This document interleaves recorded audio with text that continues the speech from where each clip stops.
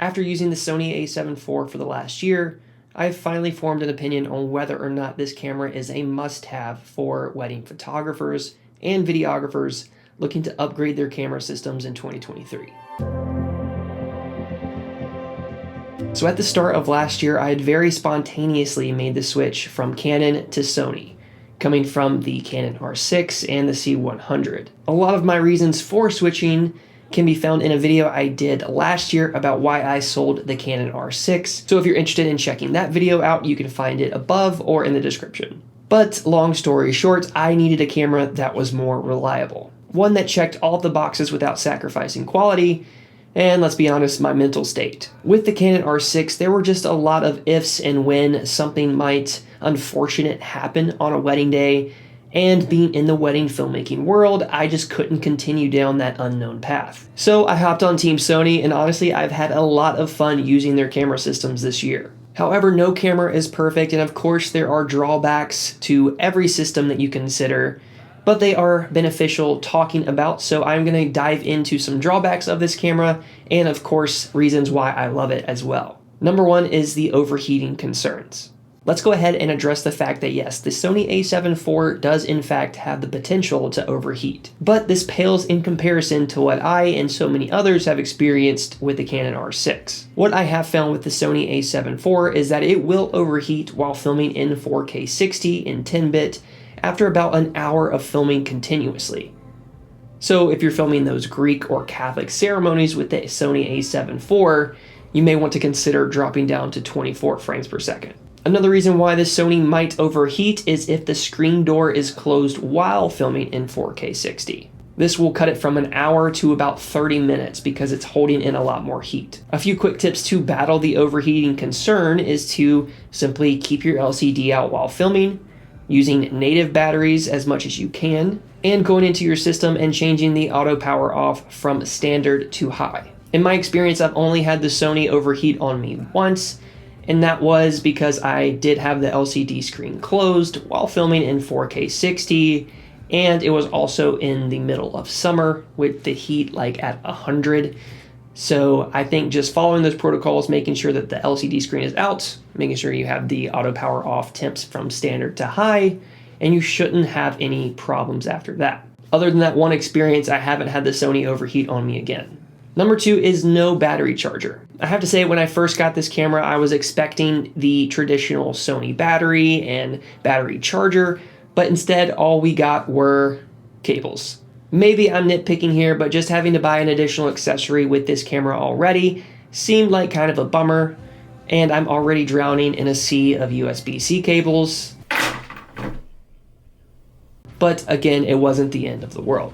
I ended up buying this one from Newer, which was around $35 and could charge 2 batteries at once.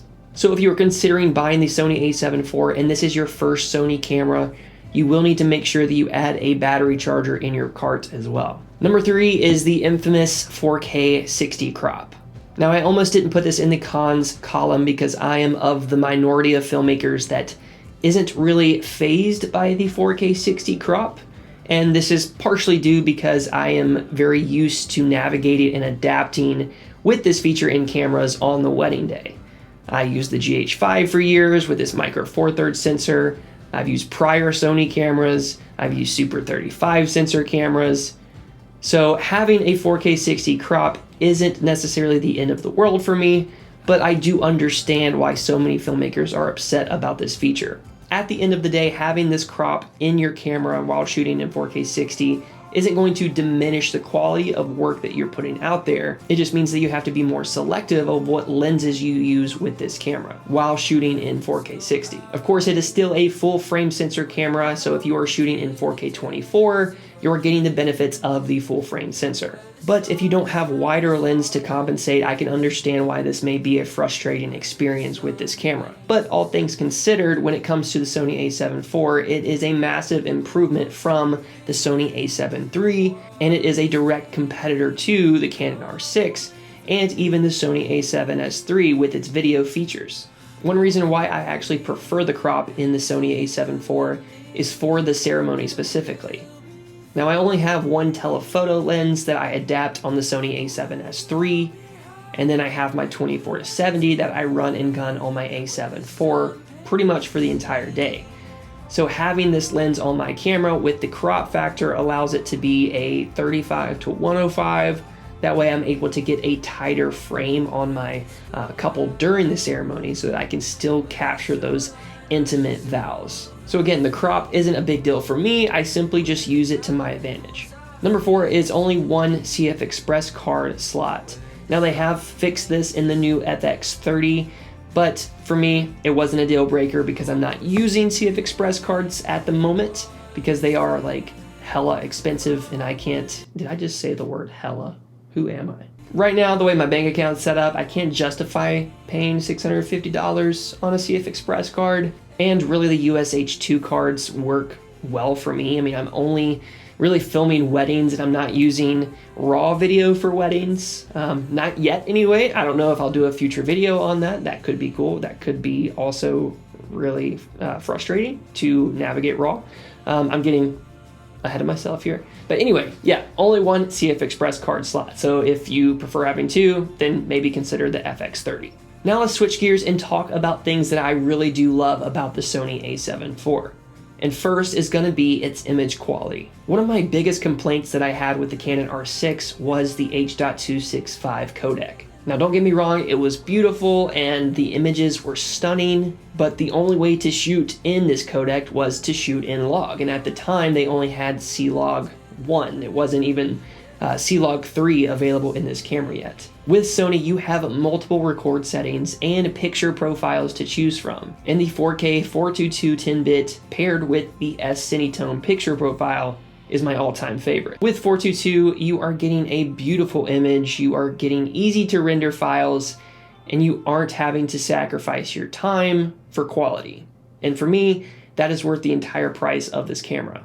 Number 2 is the customization. Another reason why I decided Sony might be the move for this year was because of its customization features. Having the ability to easily switch between 20 and 60 frames per second, access all of my settings at the click of a button, and seamlessly switch between photo and video without losing my settings is just...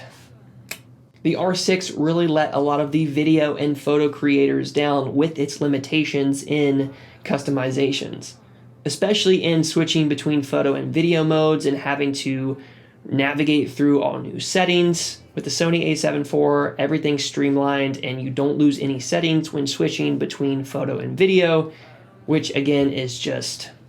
Which brings me to number 3, and that is its hybrid capabilities. Coming from the R6, I knew I loved the idea of having a 2-in-1 system.